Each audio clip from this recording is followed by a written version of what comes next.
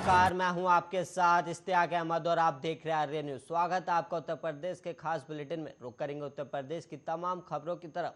UP के उप मुख्यमंत्री केशव प्रसाद मौर्य ने सोमवार को विपक्षी दलों पर तीखा प्रहार करते हुए कहा कि प्रधानमंत्री नरेंद्र मोदी विपक्षी दलों को इसलिए बर्दाश्त नहीं हो रहे हैं क्योंकि मोदी जी ने भ्रष्टाचार के रास्ते बंद कर दिए और बीजेपी के पिछड़ा वर्ग मोर्चा द्वारा सिलसिलेवार आयोजित किए जा रहे हैं और सामाजिक प्रतिनिधि सम्मेलन में सोमवार को कोरी समाज के प्रतिनिधियों ने भाग लिया, जिन्हें उत्तर प्रदेश के दोनों उप मुख्यमंत्री केशव प्रसाद मौर्य और डॉक्टर दिनेश शर्मा समेत कई प्रमुख नेताओं ने संबोधित किया।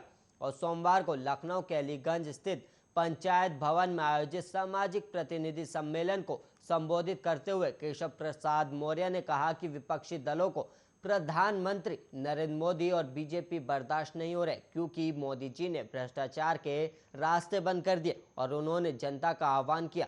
और वहीं आपको 2022 में फिर से सुशासन, विकास, उन्नति, गरीबों को खुशहाली का कमल खिलाना है। और वहीं मौर्य ने कहा कि पीएम मोदी देश को ईमानदारी के पथ पर ले जाने का कार्य करें और जबकि विरोधी दुष्प्रचार करें। और वहीं उप मुख्यमंत्री ने कहा कि विरोधी झूठ बोलने की ऑटोमेटिक मशीन है और उन्होंने कहा कि बीजेपी का मंत्र है सबका साथ सबका विकास और जबकि सपा, बसपा और कांग्रेस का मंत्र है परिवार और भ्रष्टाचार का विकास। इसके पहले उप मुख्यमंत्री डॉक्टर दिनेश शर्मा ने सम्मेलन के उद्घाटन सत्र को संबोधित करते हुए कहा कि विपक्ष का इस बार में चुनाव में हमेशा के लिए सुपड़ा साफ होने वाला है।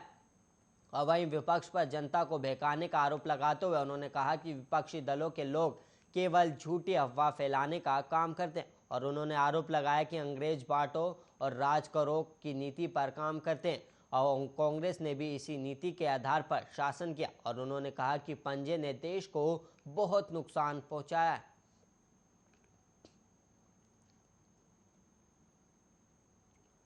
और वहीं 2022 के शुरुआती महीने में 5 राज्यों में विधानसभा चुनाव होने और जिन 5 राज्यों में विधानसभा चुनाव है उनमें से 4 राज्यों में बीजेपी और उसके सहयोगी दलों की सरकार है और कांग्रेस अकेले पंजाब में सत्तारूढ़ है। और ऐसे में यूपी, उत्तराखंड, गोवा और मणिपुर में कैसे बीजेपी को हराया जाए और कैसे पंजाब में दोबारा सत्ता प्राप्त की जाए, इसको लेकर कांग्रेस पार्टी मंथन पर कर रही है। और वहीं आज दिल्ली में पार्टी की राष्ट्रीय अध्यक्ष सोनिया गांधी ने सभी राज्यों के प्रदेश अध्यक्ष और प्रदेश प्रभारियों की बैठक बुलाई, जिससे कि कांग्रेस पार्टी को मजबूत करने पर काम हो और आगामी विधानसभा चुनाव में बेहतर परिणाम अर्जित किया जा सके। और सोनिया गांधी ने पार्टी के सभी पदाधिकारियों को संदेश देते हुए कहा कि व्यक्तिगत महत्वाकांक्षा की बजाय संगठन की मजबूती सभी की प्राथमिकता होनी चाहिए और साथ ही पार्टी को एकजुट होकर बीजेपी से लड़ना होगा। और इसके साथ ही सोनिया गांधी ने सभी को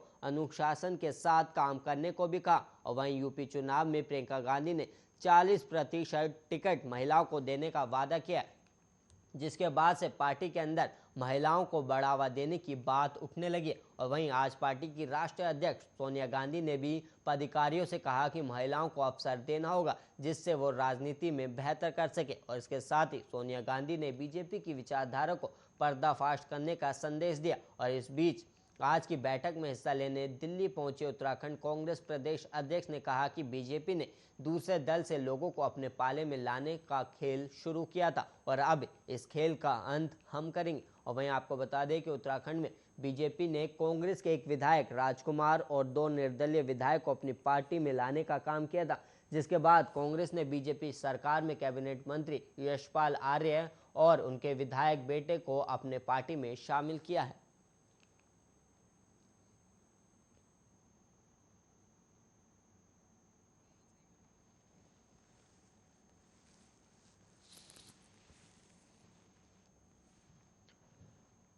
और वहीं यूपी में खोई सियासी जमीन को वापस पाने की कांग्रेस पुरजोर कोशिश कर रही है। और वहीं पार्टी महासचिव और यूपी की कांग्रेस प्रभारी प्रियंका गांधी ने मोर्चा भी संभाला हुआ है। और वहीं आगामी विधानसभा चुनाव को लेकर प्रियंका गांधी अब सीएम योगी के गढ़ गोरखपुर से हुंकार भरने की तैयारी कर रही है। और प्रियंका गांधी इसी सिलसिले में 31 अक्टूबर को गोरखपुर में प्रतिज्ञा रैली करने जा रही है और इस रैली के जरिए जहां प्रियंका कार्यकर्ताओं में जोश भरने की कोशिश करेंगी तो वहीं दूसरी ओर 8 घोषणाओं को पूरा करने की प्रतिज्ञा भी लेंगी।